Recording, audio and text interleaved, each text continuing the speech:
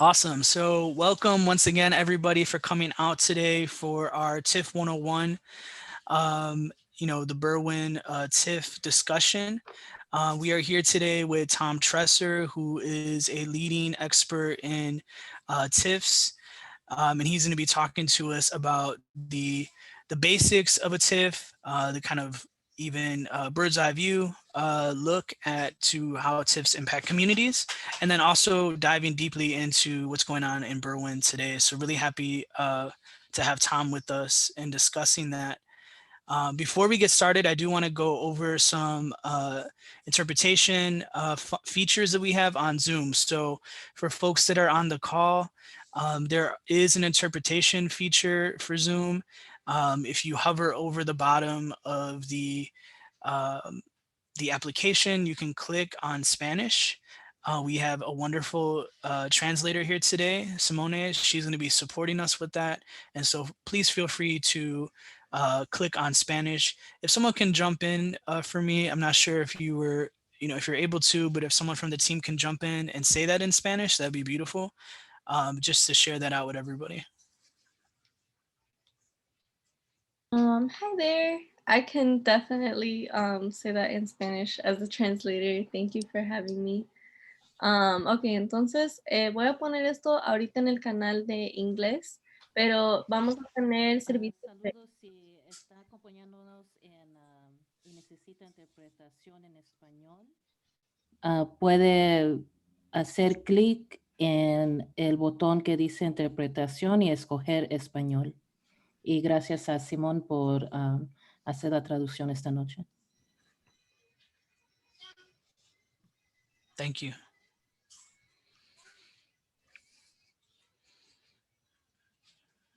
All right, so before we get started, once again, I just want to welcome everybody and kind of center us around this event tonight. There were several groups and organizations that came together to make this happen. And so I just want to thank Risoma Collective for helping organize this. And then other groups within the community, organizers, and political campaigns who have just finished up their races for coming out and supporting in this work, and really just trying to steward this idea of civic literacy in our community. We know that the more folks that understand complex technical issues like TIFs, the more that folks will be aware of how to get involved, of how to get even more informed, and how to take action. And so really what we're trying to do here is live into our values of creating a more equitable civic ecosystem in Berwyn, so that folks are equipped with knowledge, communal knowledge, and technical knowledge around how their city government works. And so I want to thank everybody for coming out to participate in that. This is civic action on display, and I really appreciate you all coming here and being ready to engage. We have a chat feature, so throughout the conversation, please use that feature to chime in, ask questions, and we will also have a Q&A session at the end.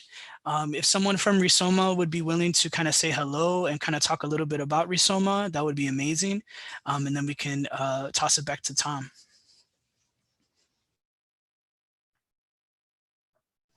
Esteban Rodriguez here. I'm a Risoma Collective member. Thank you, Rob and Tom, for organizing this much needed conversation. A little bit of Risoma really quick because the focus is on TIFs. Risoma Collective is an independent political organization. Our main focus is here in Berwyn and Cicero. A lot of the conversation that we're doing today does impact how local elected officials talk and communicate with their residents about this very impactful tax levy in specific regions within Berwyn. We focus primarily on local elections. On top of that, we also provide educational seminars and series, this being one of the few. So stay tuned where we touch on various topics from census, immigration, specific bills. So we welcome anybody and all. This is a community-driven organization. Everybody is a volunteer, and they're all Berwyn and Cicero residents being part of this. Thank you. Thank you, Esteban.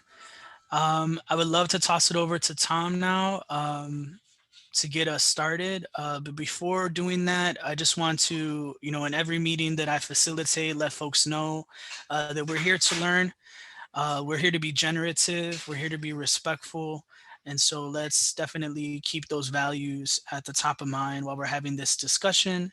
We might not see eye to eye on things, but we can learn together and go through this conversation with grace. And so thank you, Tom, for coming. Your expertise is highly needed in a community that has several TIF districts, some who have been around, since the 90s. And are still exist today.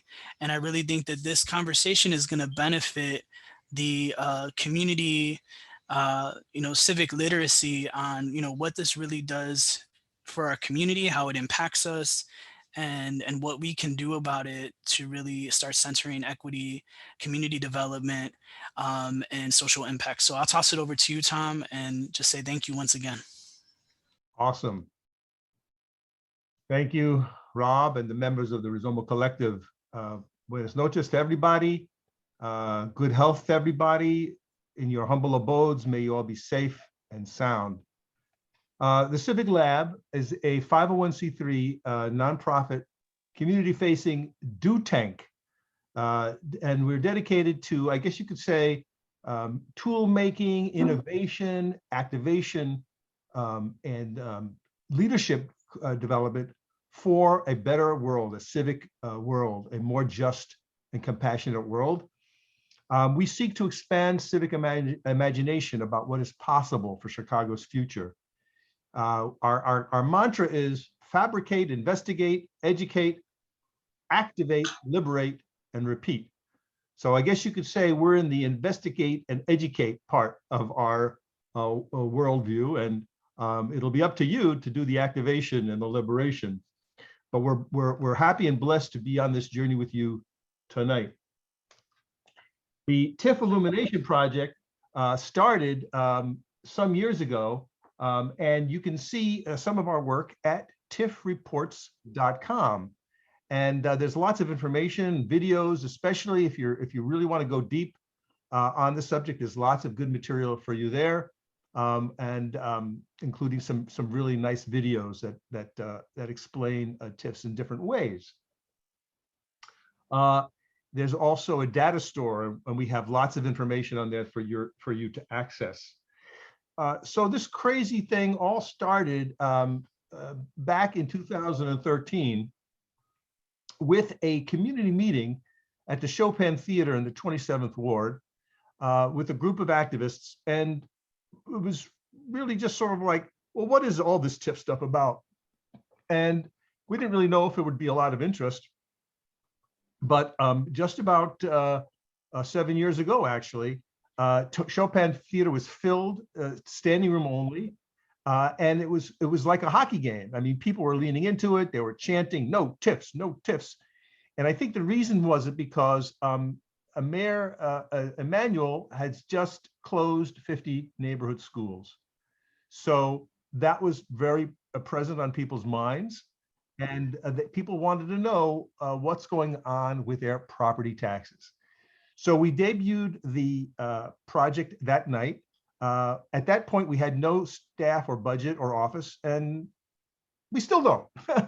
But we put the information out there and said to the attendees, if you would like this kind of breakdown for your ward or your community, please give us a call, and we'll do our best to come to you with a civic house call and give you the same information, not really knowing if anybody really would respond. Well, that was 174 meetings ago.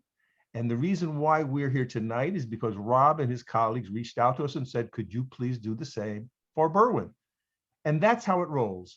So if this resonates with you, where you live in your ward or community, just ask us, put it in chat, and we'll get back to you, and we'll do this whole thing just for your community, as we've done dozens and dozens and dozens of times. And as I say, we've been all over the place, and the people love to come out and get educated. So let me say, this is not above anyone's pay grade. People are eager and they deserve this information. They absorb it, they work with it, they move with it. This is something that should be done all the time. It shouldn't be a mystery, but nevertheless, as we're going to demonstrate tonight, it's kind of the information that the powers that be would rather you not have. Now, before we get started, we have actually a special guest in our audience tonight. Roomie Weaver is with the Detroit People's Platform as an organizer there. And I would like her to take the microphone to introduce herself and explain a little bit about what she's doing. Sure. Roomie? Hi. Thanks, Tom. Hello. Name's Roomie Weaver. They, them pronouns. I've really just came on the Detroit People's Platform fairly recently, so it's a strange choice for me to be one presenting. But in terms of some of the work that's being done, we've been trying to look into the kind of history of TIFs in Michigan, figure out how many there are in Detroit. There's so much issues of like giving away so much land to all these huge corporations who are not really paying the right taxes, who are not returning anything to the city, and they try to say, oh, we're going to get a net benefit, but that's not actually what we're getting in the long term off of these kind of TIF arrangements. So what we're doing is just kind of digging into the history of TIFs in Michigan, in Detroit, figuring out what kind of projects have been financed that way, and figuring out ways to get this information out to people so that we can push for what people actually want: housing, transit, water affordability, good schools, things like that. Back to you, Tom. Thank you, Roomie. Also with us tonight is our CEO, the president of the Civic Lab, Jonathan Peck, and a longtime organizer and educator. Jonathan, welcome. Thanks, Tom. Great to see all of you here tonight. Thank you so much, Robert Pabon and the collective, and we're just excited to be in partnership with you all and whatever we can do to make you successful in your fight for justice in your area. That's what the Civic Lab does. We do that all the time. We help people help themselves. So we are just so deeply excited and are about empowering you, giving you anything you need, make your communities whole for your families, because we know we're all interconnected in this. This is one region, it's one nation, it's one region, and we're all interconnected. We all feed into each other, and we all want our children safe and sound. So we appreciate this. We hope this can be a continued partnership with you all, and we're down for the fight. We're excited for what's possible in the future. So call us when you need us. We're here. Thank you. Thank you, Jonathan. So we're here to talk about TIFs. Let's talk about TIFs. We're going to start with the big picture. We're going to spend some time explaining how these bad boys work. We're going to give you sort of the overview for Illinois, how big a deal TIFs are. Then we're going to zoom in to the place that is of interest to most of you, and that is Berwyn. And then we're going to explain what's going on with the TIFs there. We're going to make some news tonight, folks, because some of the things we're going to share with you have never been shared before.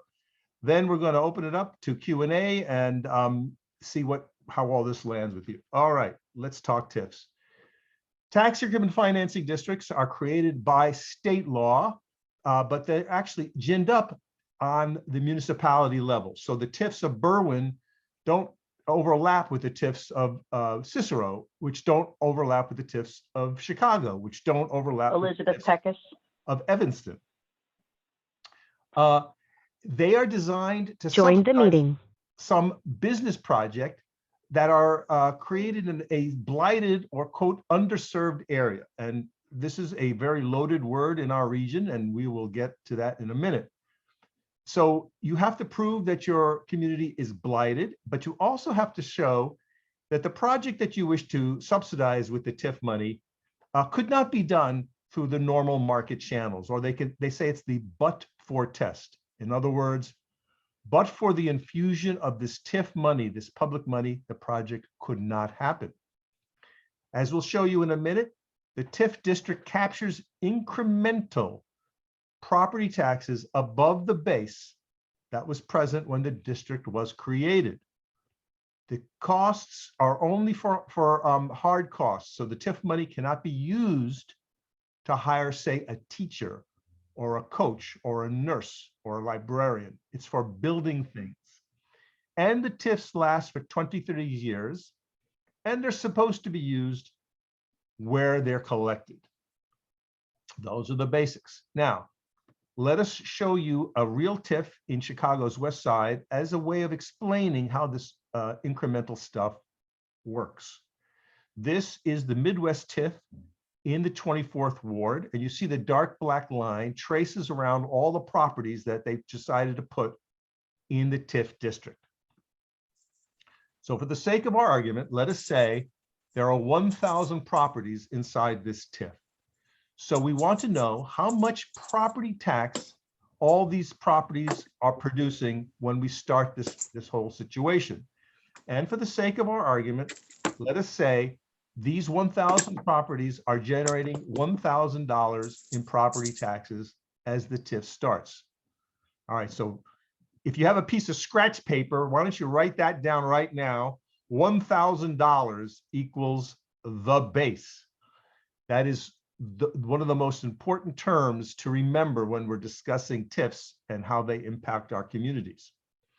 Okay, now I'm going to show you the famous diagram that often is seen when discussing TIFs. So in our example, the amount of property taxes being collected by our TIF district is $1,000. So that's what's shown in the dark blue area.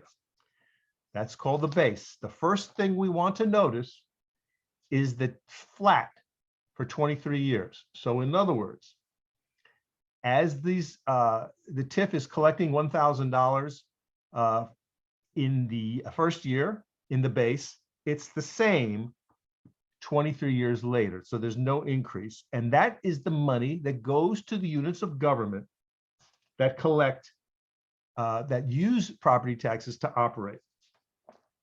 So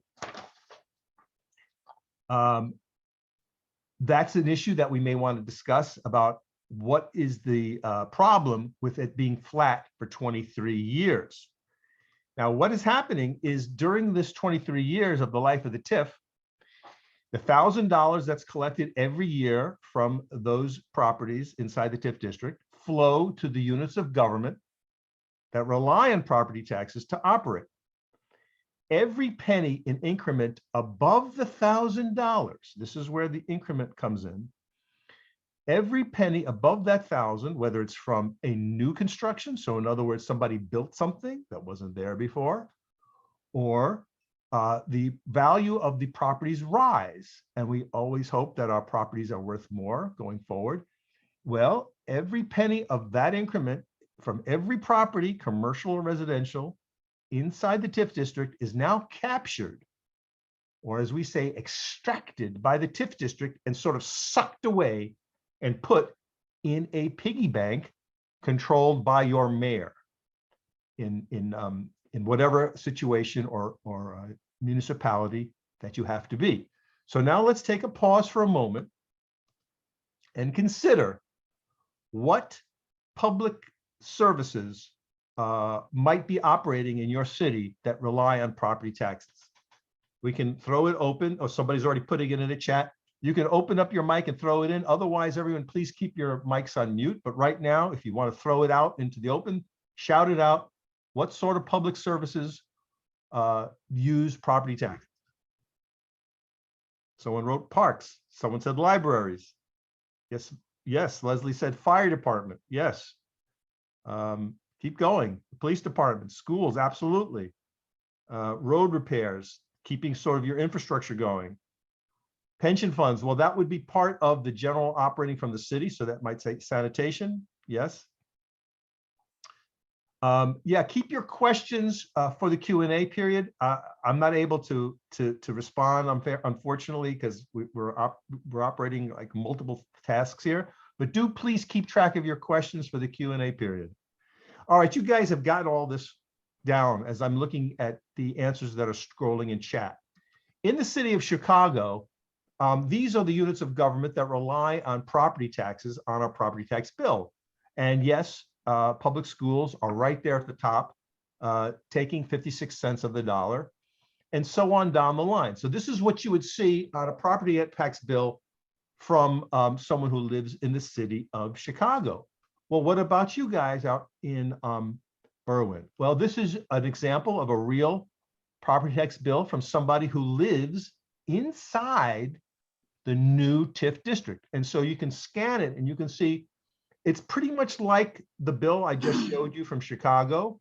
The bulk of this money is going to your schools. So here you've got the community college district, the high school district, the Berwyn South School District, and so on. And so all these groups, all these units of government are collecting a percentage of the TIF of your property tax dollar. And so this doesn't show the TIF operating because it just got switched on. But if we were to reconvene a year from now and look at this same tax bill, you would now see a new line item called Ridgeland TIF, and it would take off the top. So the TIF district takes its first, and then everybody else gets their money afterwards. So you can start to see another issue in that perhaps the other units of government are going to get shortchanged by what they should be getting, because the TIF sort of is the skim at the top of the heap. They get fed first. All right. That's how TIFs work. I mentioned before that in order to trigger a TIF, you need to prove your community is blighted. So there's like a menu of 13 different factors, but these are the 5 ones that are usually cited, and you just have to prove 5 of the factors from the menu. And congratulations, you are TIFed. You're blighted. So they sound maybe like they might be commonsensical, but we're going to see in a minute or two that these terms are so elastic that they're almost meaningless.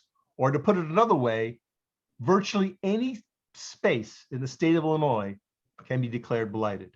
The process looks like this, and even though this is set up for Chicago, it's the same for other cities, in which the TIF proposal starts, it goes to the local economic development agency, it gets approved by what's called the Joint Review Board, which are members of all the taxing bodies that are affected by TIFs. There's a sort of show public hearing. Notice it's sort of in the middle of all this. And it usually means that by the time people hear about it in the so-called public hearing process, it's a done deal. And then there's a vote. Usually your city council has to approve it. And then there's some annual reporting. But the brutal truth of it is it's all up to the mayor. So if the mayor is going to get behind this TIF, it gets moved forward like a freight train. If the mayor doesn't want to happen, then it's very little chance of it happening. In Chicago, you know, TIFs and other budgeting things get pushed along pretty routinely. Back in 2019, our budget got approved 48-1. Mayor Emanuel held no public meetings on budgets for 3 years running, 0. When Lori Lightfoot came into office, she got a little pushback on her first budget, and there were 11 no votes. And then the most recent vote, she had the most pushback in the entire history of the Chicago City Council, but her budget still passed.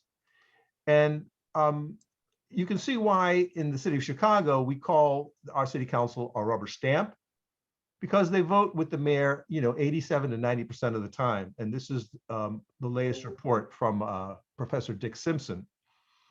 And so what we're saying is it's really going to take a lot of civic action to change this game, because if it's left unattended, this ship will power forward through and nobody will know what's happening, and nobody will say no to it.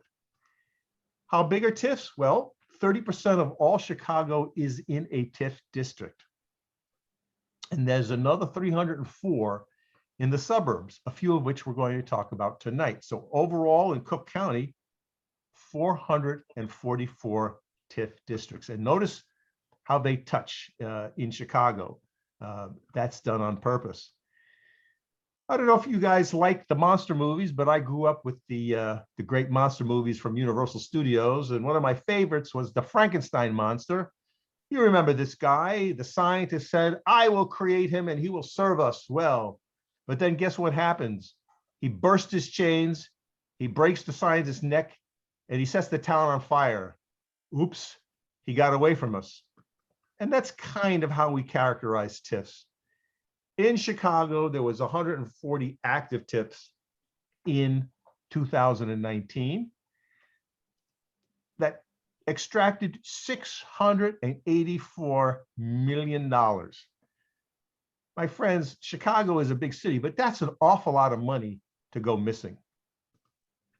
Since TIFs came to us in 1986, they've taken over $9 billion off the table.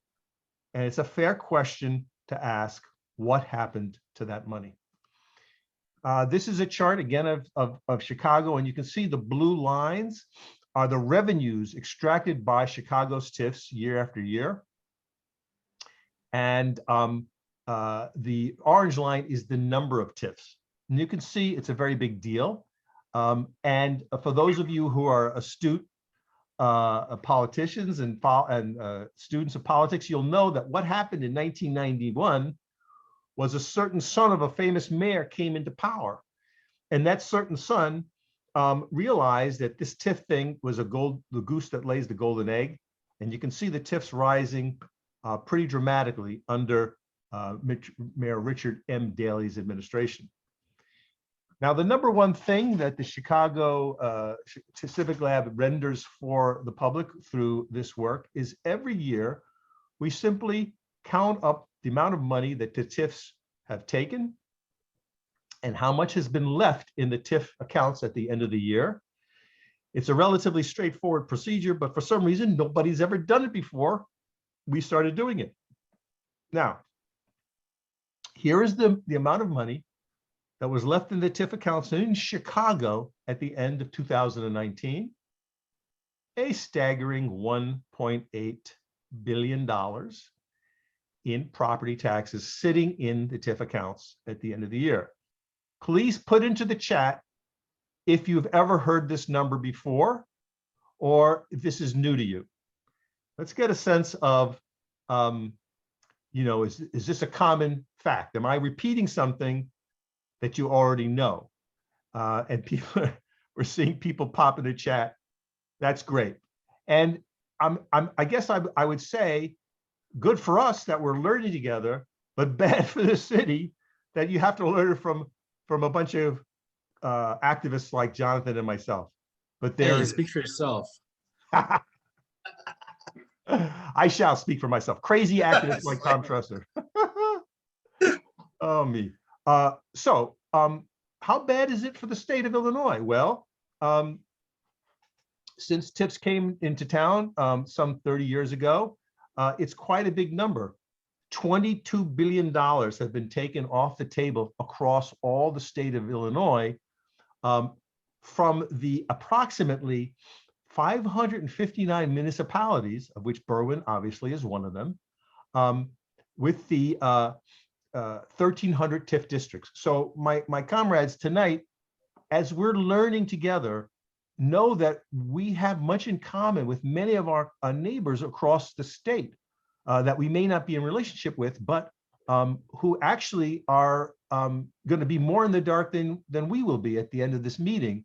And so there's a lot of work to be done, I think, to get this message out to everyone who should know it. Now, how bad is it across the United States? Well, sadly, there is no national reckoning, but we estimate that there's over 20,000 TIF districts in 49 states, taking over $40 billion in your property taxes, our collective property taxes each and every year. So my friends, it's a very big deal. And as our friend from Detroit said earlier tonight, there are groups fighting this and investigating this nonsense in their own way in many, many cities, and we're connected to many of them, and we're happy to discuss that in another time if you wish to. All right, to sum up, TIFs are property taxes. Their increments is collected by that TIF district. It's run by the city, meaning your mayor. They last for 23 years.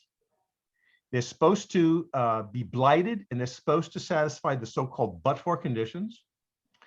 They're only for hard costs, building things, and is supposed to be spent where they're collected. All right, that's a lot. Why don't we pause for a moment and get a chance for people to react? And Rob, can you maybe take over this part of the meeting for a few minutes to get us some comments? Yeah. Where people at, temperature check and so forth, and then give me the green light and I'll proceed. Yeah, so we got a lot of great conversation happening in the chat.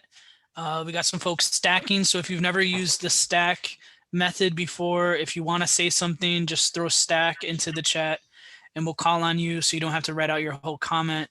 We're not going full Q&A, so I won't go too deep into it, but Ted did mention that they can be extended for 12 years, so 35 years if extended, right? That's a very long lifespan. Correct. Yeah, do you want to speak on that or anymore, or is that no? We'll cover it in a minute. We'll cover that particular part in a minute. Okay. I think Esteban had a stack, so you said you'll wait till Q&A. And then okay. Someone had a general question that I think we should talk about, though. Is there any precedent for unwinding? I think they said. I'm trying to. Yes. For unwinding a TIF. That is, yes. Again, the mayor would propose that and the council would ratify. And in the case of Chicago, quite a few were sunsetted, you might say, prematurely, or canceled for various reasons. Sometimes because they're not producing, they're just not, there's no increment. And others because they were so controversial that the mayor, in this case, Mayor Daley, killed a TIF. And this was the infamous downtown central business district TIF that was in the heart of the city that went on for maybe 15 years. And it was too onerous even for him. But yes, so the mayor proposes them and can also unwind them. And Tom, I have a question to follow up on that. Why does the mayor have so much power in this process? Like, why isn't there? Well, that's a great question. In the city of Chicago, we have 50 aldermen. That may be too many. You can say, do they have any instrumentation or any instrumentality to be independent? There's no congressional budget office, for Chicago to give these guys and gals any kind of independent. So they have like staff of 2 or 3 people. And I often liken an alderman in Chicago to the concierge at the hotel who you call when you want more towels for your room. It's that kind of direct service feature, and we don't have a lot of deliberation or actual legislation from our aldermen. And that's their problem. Now, in your city of Berwyn, it's obviously a much smaller city with a smaller city council, but it could be the same for you. Do your aldermen have a tradition of being feisty and independent? Do you have enough staff to be generative? So that's usually the answer. It's a strong executive sense that runs the show around here. Right. One more question I want to get to very quickly. Kelly mentioned in the chat, is there any calculations available anywhere as to how much property taxes increased after a TIF expiration compared to TIF paid out or used? Well, that's that gets us into the weeds a little bit. I can't really answer that right now. So let's hold on to that until we're more in the Q&A time and we can meditate on it. But Tom and Robert, I'm actually recording all the questions, so I'm just going down and recording them so we have them. Thanks, Jonathan. Okay, shall we move on then? Yeah, I think we can move on. And then folks, if your question didn't get answered, Jonathan is recording them and we definitely will get to them at the end. But thank you for the engagement. I just want to say right now that folks are definitely active in the chat. They're having conversations. Please bring up your concerns, your questions, your ideas, your thoughts, because we want to create a generative space as well. All right. So now for the highlight of the show, the TIFs of Berwyn. So first of all, a little bit about your city. In case you didn't know, it's got a diverse population shown there in the left. A population of about 56,000, of which a little more than half about is Hispanic or Latinx, and then white, and then Black or African American folks, and so forth. They're shown over there on the charts. Your income distribution is pretty robust, and the median household income is rising rather rapidly. So people may on this call feel, oh, that's a good thing, or it could be a troubling thing. It's part of the conversation about the future of your city, but these are some of the statistics that are available, and we thought we would share them with you. All right, so what are the TIFs of Berwyn anyhow? Here we go. You have 4 active TIFs and 2 TIFs that are extinct. That is to say, they were active and now they're gone. What I'm going to show you over the next 2 slides is available in a PDF handout that we will attempt to attach right now into the chat. And if there's trouble there, we'll also put in the link, which you can see in chat. If you click on the link, it will also grab that PDF to your computer, and then you can print it out for yourself. So let's look at the TIFs that we have. Starting at the top of the city, there's the Roosevelt Road TIF that was created in 1996. It was supposed to expire in 2020, but to the earlier question about extensions, this was one of them that was extended last year for another 12 years. So this bad boy will go away in 2032. The next TIF on the left is the Harlem Avenue TIF, created in 2011. It will expire in 2034. Then there's the South Berwyn corridor on the bottom. That was also supposed to expire in 2020, and it too was extended to 2032. Now, the 2 expired TIFs or dead TIFs would be the Berwyn Theater TIF, which you can see in the map on the right, and it lived from 1986 to 2020, and then it got extinct. But when that Harlem Avenue TIF was created in 2011, lo and behold, it sort of took over some of the landscape of the old TIF, plus included a bunch of territory underneath it. The other TIF that recently went away was the Ogden Avenue TIF. And again, you can see that little map in the inset on the lower right, that little blue space. I guess you could say that TIF extended itself from the borders of your city from one to the other along Ogden, and now that is gone. So the newest player in town is outlined in red. This is the Ridgeland Avenue TIF that was created in 2020, and it will last until I gotta amend that slide. It's going to last to 2042, not 2032. That's a typo. 2042. Also, someone put in the chat that the Harlem TIF was extended, so it actually could be a little more than it is. So we'll have to update this slide accordingly. Thank you so much. Now, here's the information that, as far as I know, no one has ever seen before. And this is the result of our TIF Illumination patent pending. So let's walk through the numbers here. And again, this is on the handout. It may be a little hard to read, but the headlines are in the large type. The Harlem Avenue TIF extracted $2 million in 2019. And has taken a total of almost 6.6 million since it was created. It had expenses of 1 million plus, of which a staggering 695,000 was marked up for administrative expenses. So if I was you, I would want to know what kind of expenses does this little TIF need to spend so much money on? Also, it's paid off some debt to the Berwyn Gateway Plaza bonds and the Cermak Plaza Development Program. That needs a little explanation, but there's really not much more detail I can give you.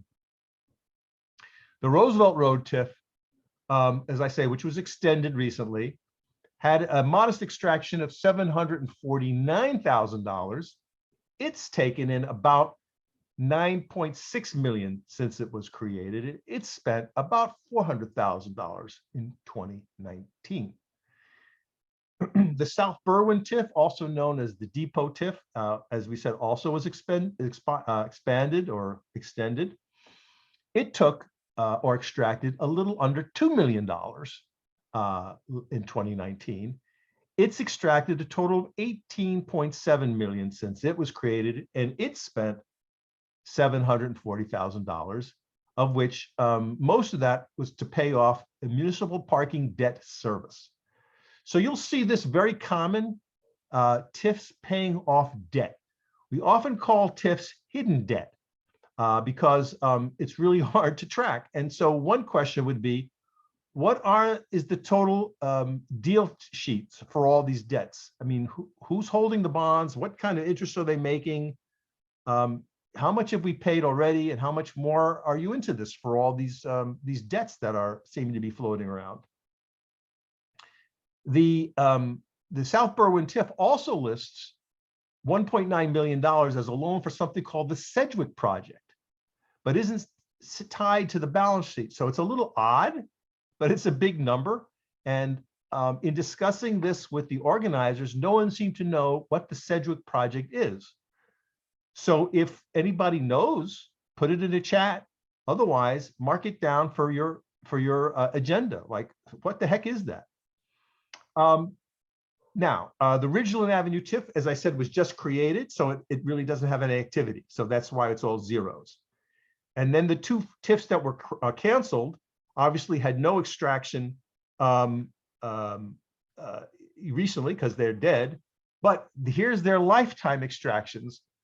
The Ogden Avenue TIF took 17.6 million, and the Berwyn Theater TIF took a monstrous $25 million in its history. Now that, my friends, is a fact that, as far as I know, has never been reported. And now you know what no one else knows, that all the TIFs of Berwyn have taken a total of $77.7 million since TIFs were created in your city. And by comparison, the city itself has a budget for 2020 of $56 million. So relatively speaking, it's a big deal for your city. Someone put in a chat that the TIF was used the money to build the northeast corner of Cermak in Harlem. Okay, well, good. So that's something that you can look into and discuss whether you think that was a good deal, given the fact that there were losers in the TIF game. All right, who calls the shots here? Well, it's these guys. Your Berwyn Development Corporation, which has an annual operating budget of $1.6 million. So that's pretty good, salary or a good budget for an organization where the budget for the whole city is 25 million. And the leaders are David Hulsberg, the executive director, and Andy Sataropoulos, the board president. So if any of you guys know them, you can put that into chat and just say, yeah, I know David, I work with him, I know Andy, I work with him, or whatever. This is good for us to know if we ever have to connect with them. Okay, that is the history of TIFs up to now. So now that's the past. Now let's look at the future. We want to know what exactly is on the table for your city with regards to this TIF situation. Well, the new TIF that was created in March of last year is called the Ridgeland TIF, and it occupies approximately the red boundary on this satellite photo, which, near as I can tell, is something called the Sweetener Supply Corporation. Or looks like, I don't know if that's where they used to be. It's hard to tell. It could be their parking lot or where they used to have a facility. Also, there's a printing company, and I think a middle school is also in the TIF district. That's what's there. This is what they're saying they want to use the land for going forward. So you'll see it's industrial, institutional, mixed use, and nearby residential. So how do they wish to use this TIF, or what is the driver, as near as we can tell? This is what we know that we wish to share with you. It looks like this is all to create something called the Ridgeland Estates Project, to be developed into 29 single-family homes that will include an extension of 29th Street eastward, and some property will be given to the Freedom Middle School. The area is to be called Ridgeland Estates, and 29th Street to be extended. And part of the proposed TIF property is currently owned by the Physicians Record Company.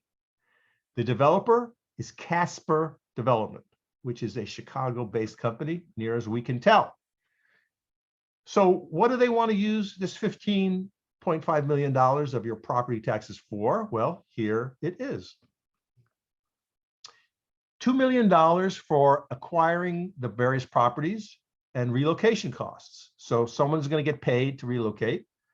$2 million to prepare the site. So there's cleanup related costs. $4 million of, I guess, fixing the site up, laying sewer lines, if it's got to cut new roads, etc. $2 million for rehabilitation, whatever that means. And here's a fun one. $1.5 million for planning, legal, and engineering costs and other professional services. My friends, the TIF business is a very good business to be in. I wouldn't mind having a part of the $1.5 million consulting and professional services. I would live very comfortably with those kinds of fees coming in. And the second feature I'd like to call you out is $1.5 million in interest costs. So let me say that again. In the 15.5, we're saying we're going to ship 1.5 million of your property tax dollars to Wall Street to finance this whole project, the ability to give $15 million into the project. So that's money that's not going to your schools, that's not going to your community colleges, that's not going to the operation of the fire department or the libraries in your community. As I say, a total of $15.5 million. We don't know very much about Casper Development, but it seems like they are modest players in the TIF game, in that they donated $1,000 to the mayor of Cicero. Berwyn, just to correct, beg your pardon, to Berwyn.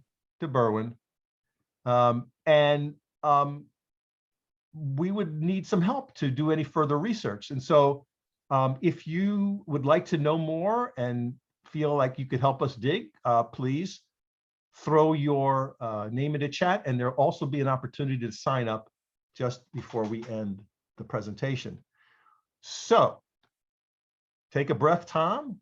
That concludes my formal presentation on TIFs of Berwyn. I am now going to turn off the recorder so people can feel free to, discuss and debate if you so